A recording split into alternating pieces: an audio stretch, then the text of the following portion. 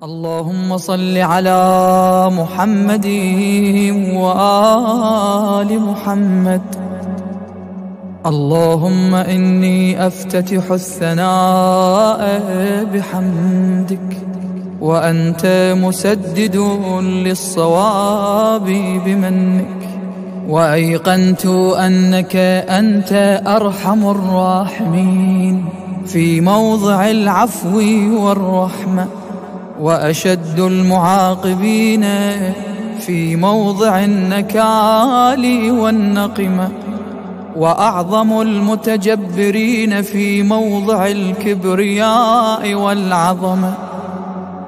اللهم أذنت لي في دعائك ومسألتك، فاسمع يا سميع مدحتي، وأجب يا رحيم دعوتي، وأقل يا غفور عثرتي. فكم يا إلهي من يا صباح الخير وصباح النشاط وصباح الأجواء الحلوة على أحلى متابعين. شلونكم؟ شخباركم؟ عساكم الكل بخير وصحة وعافية وبأحسن حال. وهنا أجيتكم فيديو جديد وإن شاء الله راح يعجبكم. وكالعادة يا حبايب ما ننسى الصلاة على محمد. سمعونا الصلاة على محمد. اللهم صل على محمد وآل بيت محمد الطيبين الطاهرين. وهنا يا حبايب حبيت أشارككم يوم من أيامي. مثل ما شفتوا ضفنا البصل، بعدها الفلفل الأخضر، بعدها البهارات الحارة، بعدها ضفت الطماطة، وبعدين ضفنا البيض. طبعا هاي الطريقة طريقة تركية وجهالي يموتون عليها، جربوها والعافية عليكم. وما حبيت أكمل لكم باقي التفاصيل، حبيت أخذ لكم لقطات خفيفة حتى الفيديو يكون خفيف وظريف. هنا طبعا بعد ما تريقنا الحمد لله والشكر، عندنا ملابس جيت أغسلها، وهذا هنا ديباج خليتهم بالغسالة، وهم أخذت لكم الفيديو كامل بس لقطات خفيفة. طبعا بعدها بعد ما قضيت غسل الهدوم جاني مسواك، حبيتهم أصفيه وياه. ومثل ما شفتوا أحلى شي بالصبح من يجي المسواك فريش وتازة. طبعا هنا جايبين الدجاج بس ما منتوف كلش يا بنات، شحكي لكم أني كلش فاشلة بهذا الشي، ما أعرف ألقط الدجاج. طبعا يا هل من اللي مثلي خلي يكتب لي بالتعليقات، فلا تضحكون علي بنات. دائما احنا وعينا يجينا الدجاج نظيف، لكن الله يساعد امهاتنا بذاك الزمن يقولن كنا نغلي المي وننتف الدجاجة تجينا الدجاجة بريشة. طبعا أنا عندي أصعب شي هذا، ما أعرف أنتف الدجاجة، بس شو سوي بعد راح ألقطها بطلع الروح. وهنا حبيت أعزل المسواق وأخلصه، وبعدين أنتقل لفقرة العجين. طبعا هواي بنات تحب فقرة العجين فقرة الخبز، فقلت لازم أغير من الفيديوهات مالتي، مو دائما أنزل بس طبخ. وإن شاء الله دا حبيتوا هذا الروتينات بعد دائما أغير بالفيديوهات اللي جاية. بنات لا تستغربون من أنزلكم روتينات الطبخ وبس. مثل ما تدرون أنا عندي طفل وما أقدر يعني ما ألحق أصور، يعني على نومته أنا يا دوب أقدر أشتغل شغل البيت، أقدر أقر الجهال، يعني من هذا الشيء. فهو يعني بعد يراد له مراقبة، ما دام قام يمشي فكل ساعة القام مكان ما أقدر أتيهه وما أقدر أصور بنفس الوقت. فلهذا السبب أنا أصور لكم فقرة الطبخ وبس. إن شاء الله بالأيام اللي جاية راح أغير من الفيديوهات مالتي. وطبعا على العموم بنات كل المتابعين، يعني مو كل المتابعين، أنا راح أنزل بعد شكو لعبة عراقية راح تنزل من كاس آسيا، راح أبثنها بث مباشر. فإذا تحبون ادخلوا على القناة، إذا تحبون تتابعونها. طبعا راح أنزلها بث مباشر لأن اشتركت بكارت وراح أصورها لكم من التلفزيون أو من الحاسبة. تمام يا حبايب؟ فإذا عرفت على الحاسبة أسويها على الحاسبة، وإذا ما عرفت أنزلها رايح مباشر من التلفزيون. فإذا تحبون تدخلون على هذا الشيء سووا. أو مثل ما شفتوا حبيت أشارككم فقرة العجين مالتنا. ضفنا الخمرة، ضفت الزيت، ضفت الشكر، وبعدها ضفنا الملح. فبهاي الطريقة بنات راح يطلع العجين عندكم توب التوب، وإن شاء الله تعجبكم هاي طريقتي. طبعا أنا هواي منزلتها بالقناة، أعتقد يعني ما أحب أصورها هواي، بس صورتها برمضان أو بعد رمضان همه، أعتقد 3 مرات أو مرتين نزلتها بالقناة. فإذا تحبون ادخلوا على القناة. طبعا شوية التصوير هنا عندي مو واضح، ما أدري يعني الستاند كان كلش عالي فما أدري يعني ما حد يمي بس أنا بالبيت لأن جهالي بالمدرسة، فما شفت التصوير عدل، يعني التصوير صار خفيف، نص ونص، نص طالع ونص لا. على العموم كل شيء واضح قدامكم. هنا بعد 10 دقائق ما نقحته وبعدين رديت عجنته. بنات شوفوا يا صار حلاوة يخبط. وعلى فكرة يا حبايب هذا طبعا طحين الحصة هالمرة طلع خرافي اجانا، ليس الكل مرة، فكل مرة احنا نبيعه ونشتري صفر او نشتري طحين البصرة، لكن هالمرة لا، يعني شفته خوش طحين، لا والله استخدمته الحمد لله والشكر، يعني ما بيها شيء. إذا طحين زين ليش ما نستخدمه، فماكو داعي نبيعه ونشتري غيره. وهنا بعد ما خلصت العجين يا بنات، طبعا هذا بهاي الوقت يزن نايم، فقلت على نومة يزن يلا أخلي الستان وأصور. صار لي هواي ما منزلة فيديوهات، وأعتذر هواي من عندكم. والله يا بنات يعني ملتهية، عندي بنيان وعمال، وتدرون اللي عنده عمال وعنده جهال بالامتحانات، الله يساعدكم على الامتحانات. فلهذا السبب أنا ما ألحق أمنتج، والله عندي فيديوهات هواي فما ألحق أمنتج. يعني تصوروا هسه طلعتهم للمدارس مالتهم، يلا أجيت أمنتج، يعني لقيت لي وقت أقدر أختل فيه وأمنتج، واليوم ما عندنا عمال فقلت يلا خليني أمنتج، خوش فرصة هاي حلوة. وهنا احكوا لي يا حبايب شلونهم أولادكم بالامتحانات، إن شاء الله يستوعبون، إن شاء الله يعني عقلهم شوية والقراية والكتابة إن شاء الله، يعني امتحانات شوية صعبة للمتوسطة وللسادس وللخامس، والله الابتدائية أشوى زينة. يا رب التوفيق لكل طلابنا كل بناتنا وأولادنا بكل مكان، آمين يا ربي. والله قلبوا وياهم من يروحون للمدرسة، قلبوا وياهم، أقول إن شاء الله يعني يجاوبون زين وما يروح تعب عليهم، هم خطية يعني بالمطر وبالبرد من يروحون، وبالصيف يعني من يروحون، يعني خطية عليهم هاي السنة من تروح عليهم حرامات. فإن شاء الله ما يضيع لهم تعب إن شاء الله. كأمهات إحنا إن شاء الله دعانا مستجاب، وإن شاء الله كل الأمهات دعاها مستجاب لأولادها، آمين يا رب. وللجميع يعني للجميع التوفيق. هنا أنا حبيت أشارككم بغسل السمش. طبعا أنا هذا السمش صحيح يعني نجيبه وهاي بس أشويه وأسويه لخاطر زوجي، والله إحنا ما نحبه، إحنا نحب السمك الزغار.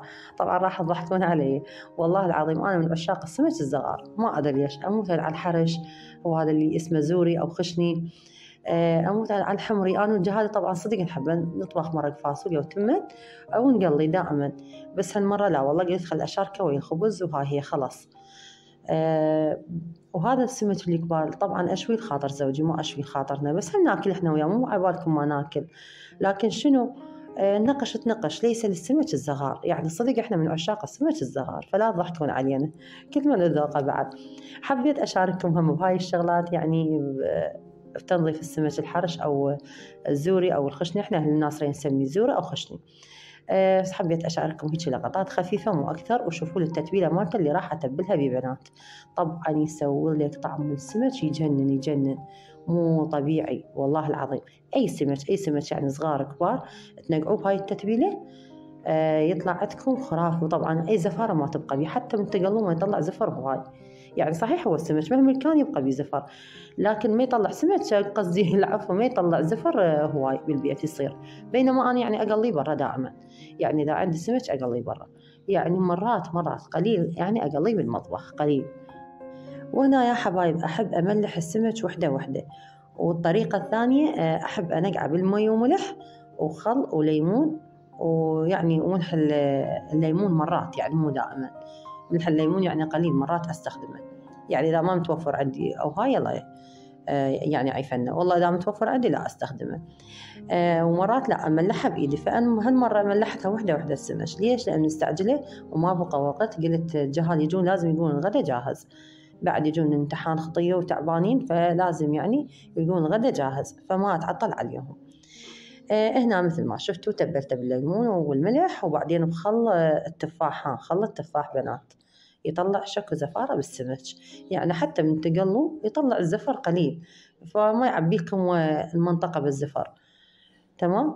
فأني دائما محتاجة على خل التفاح، يعني مرات بس هو بي أكتفي، يعني مرات ما متوفر عندي الليمون أو ما متوفر عندي ملح الليمون فأكتفي به. وهنا تقريبا راح أتبله بهاي التتبيلة مجرد يعني أقل ساعة أو ساعة، فعلى ما أدمج وأخبز، هاي أكتفي بيه أجي أقلي. بنات راح ألقام تختخ وذاب شكل يعني شكو زفارة بي، شكو هاي بقايا الدم المدري شنو هاي كلها هاي راح تنزل. فمن أقلي بنات حتى ما أحس بزفر بي، وطعمه كله يتغير يصير يجنن.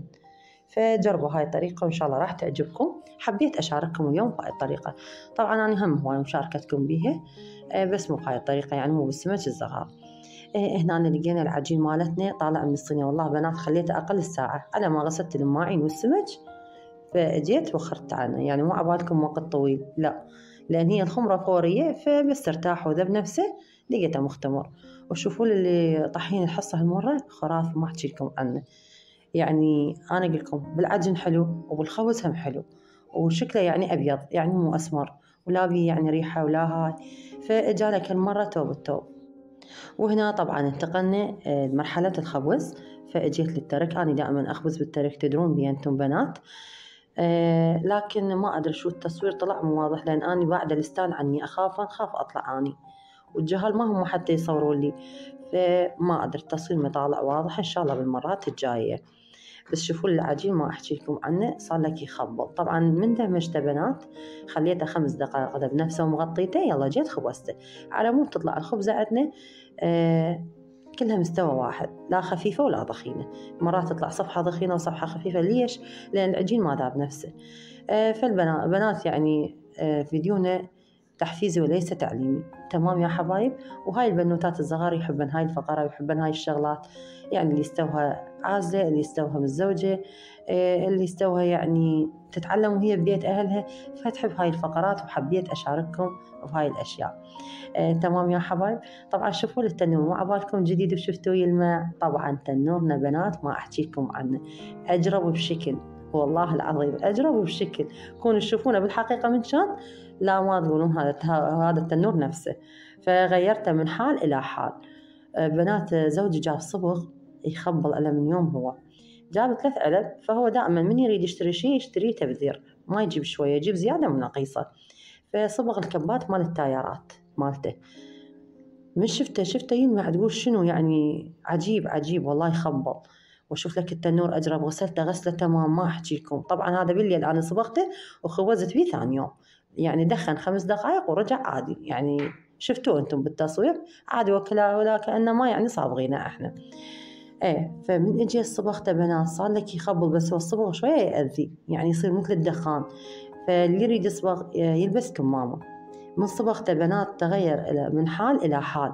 والله هسه شوفوا بنهاية الفيديو وجربوا هاي الطريقة. يعني إذا عندكم تنور أجرب لا تذبوه، لا تستغنون عنه. الصبغور راح يرجع لكم بالباقي. طبعا عبرتها على أمي وخواتي، صورت لهم قلت اشتريت تنور، قال انها بس هو نفس تنور الشوش، عجب ما غيرت الموديل. طيب يا بس شنو هو هم التنور بيه موديل على شنو؟ هو المهم تنور يخبز اشتريته. والله عبرتها عليهم بالقرآن، يعني صدق انا عبالي ان انا مشتريته. فادخل اسمه انتظروا الفيديو لنهاية الفيديو وشوفوا التصوير. انا صورته لكم بس نزلت لكم مقطع خفيف يعني مو هواي، بس من صبغته ونزلت لكم اخر لقطة.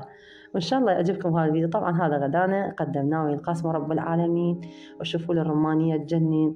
وحطيت وياه الطرش الاحمر. طبعا انا سويت الطرش الاحمر لكن ما شاركته وياكم. ان شاء الله الفيديو الجاي اشاركه وياكم لان راح اكبس الرمضان. شوفوا التنور. طبعا انا هذا صبغته بس قطعت ان التصوير طويل وما احب يصير ممل عليكم. شوفوا لي والله عبالك تقول غسلته غسل. شفت القبق شلون اجرب، كان التنور هيك اجرب مثله صدقوا، يعني هيك كان هذا الشكل. شوفوا لي هسه ايش راح يطلع توب التوب. وهنا راح ينتهي الفيديو يا حبايبي. ان شاء الله عجبكم الفيديو، ان شاء الله استمتعتوا ويانا، ولا تنسونا باللايك والاشتراك. باي باي.